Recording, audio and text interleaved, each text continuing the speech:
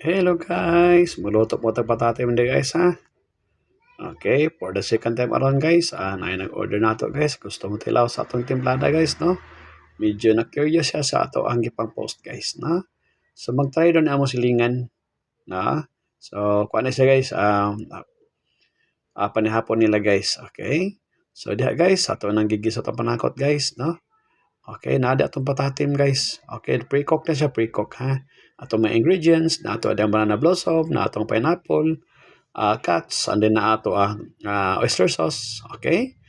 So, diha guys. So, hapit na sa golden brown guys, no? Okay? Diha ato ilon na ato ang banana blossom. Okay guys? Sa ato banana blossom guys, be sure lang guys nga imo siyang gihugasan and then gamay lang giibutang guys. Ayaw ihurot to isa ka cellophane kay nagay si aftertaste, na say something pait, na say something upload, no? Okay, sige. So, ano na guys, no?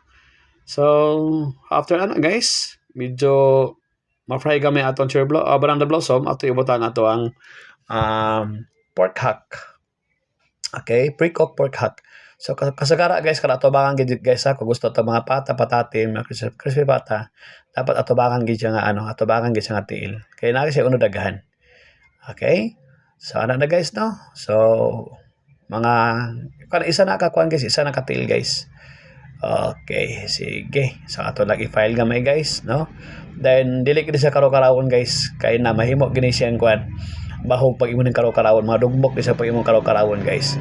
So ato na ibutang ang atong guys, pineapple cuts. Okay, or pineapple slice pwede gyapon siya. So ato lang pabuton guys nga malata na atong atong pineapple slice or cuts. Ibutang na to seasoning. Atong oyster sauce. Duha lang ka pakiti guys. Okay? Nga na siya guys.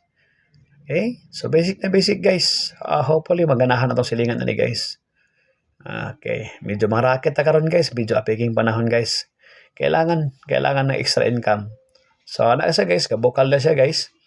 Again make sure lang malata malata imohang pineapple. Kaya lamig ito sa malata kaya mosunop sa karne guys.